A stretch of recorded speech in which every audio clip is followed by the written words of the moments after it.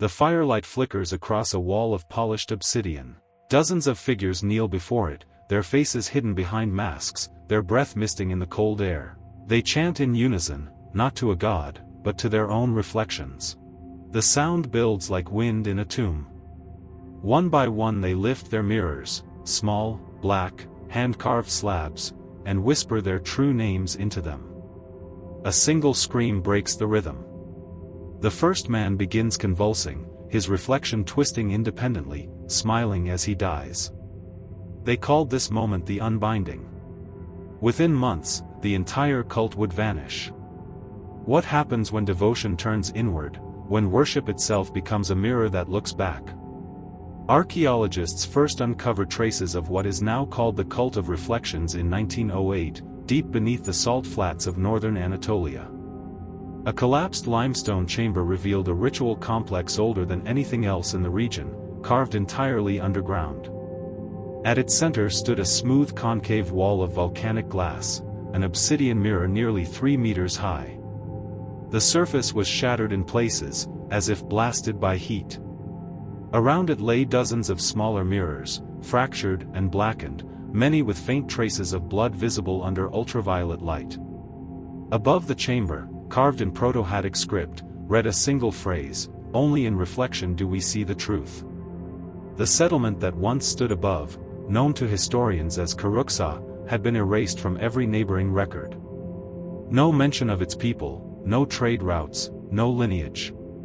It was as if the city had chosen to delete itself. Yet a handful of clay fragments from the site tell enough to glimpse the madness that consumed it. According to translations by Professor Ilan Direth of the University of Haifa, these fragments describe a sect known as the Order of the Mirrorborn.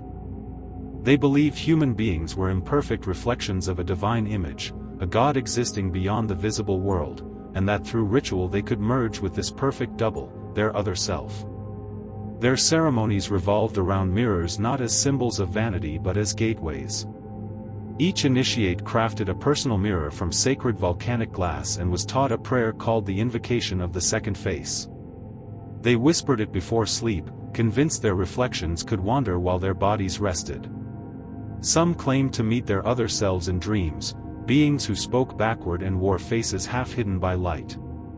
One surviving fragment reads, "He came from the mirror not as I, but as me fulfilled. He promised to stay when I crossed over." Another, nearly burnt away, adds simply, "The glass remembers." The cult's reach stretched far beyond Karuksa. Across Anatolia, excavations have uncovered mirror fragments buried beneath temples and tombs, always obsidian, always facing downward. Direth theorized the practice evolved from ancient funerary rites where mirrors trapped the souls of the dead, but the Mirrorborn reversed the logic. They sought to release the reflection, to free what they called the truer spirit beneath the surface. At first their doctrine sounded poetic, almost mystical. Then it darkened. Initiates began reporting echo phenomena, reflections that moved a heartbeat out of sync, smiles that lingered too long, eyes that blinked late. Once that began, they believed the reflection had become aware. Those afflicted were forbidden to look into any reflective surface, even water. Many covered their mirrors with linen and buried them underground. The most devoted performed the unbinding itself. They spoke their true name into the mirror 3 times while bleeding onto its surface, believing their reflection would awaken and replace them. The result was convulsion, madness, disappearance. What unsettled researchers most was the evidence left behind. At the largest mirror chamber, carbon dating revealed 2 sets of human remains at nearly every ceremonial position, identical in height, bone structure, and age. One burned to ash, the other perfectly preserved, as if 2 people had stood in the same place and one had been erased. Within a single generation the culture of Karuksa was gone. Cave entrances were sealed with molten glass, nearby settlements abandoned their wells and fled inland. Records of language and trade stopped abruptly. In Hittite oral tradition, there lingers only a warning of the hollow people who lived in mirrors. Decades after the first excavation, new evidence emerged that refused to stay buried.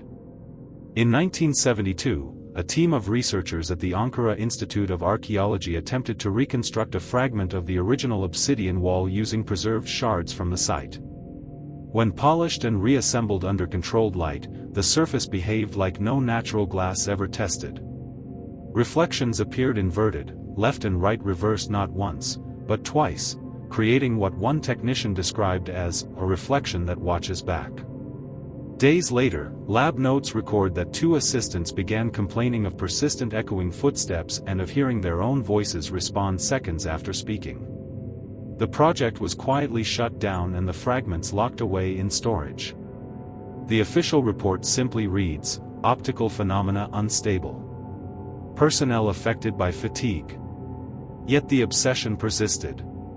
Private collectors began trading in what they claimed were mirror relics from Karuksa, small discs of black glass said to hum faintly when held near a flame.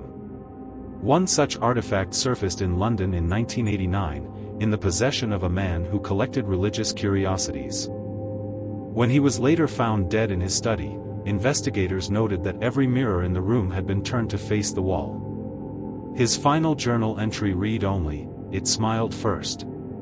The mirror itself disappeared from the police archive before forensic testing could be completed. Today, archaeologists argue whether the Mirrorborn were a genuine sect or a product of hysteria, a cautionary tale about self-worship. But fragments of their language and iconography still surface in unexpected places. A 15th-century codex from Venice depicts a black sun ceremony nearly identical to descriptions from Karuksa. In modern occult circles, a small online community refers to themselves as the Reflective Path, adopting the same sigil, a circle bisected by a vertical line, half light, half dark. Their mantra, translated loosely, means, "To see oneself is to summon oneself." Psychologists have studied a phenomenon called the strange face illusion, in which prolonged staring into a mirror can distort one's own reflection, producing hallucinations of another presence. The Mirrorborn may have discovered this centuries ago and mistaken it for revelation. Or perhaps they found something deeper, something that uses the human mind as its doorway. The line between ritual and neurosis has always been thin. A reflection is both truth and trick, and they worshipped that contradiction until it consumed them.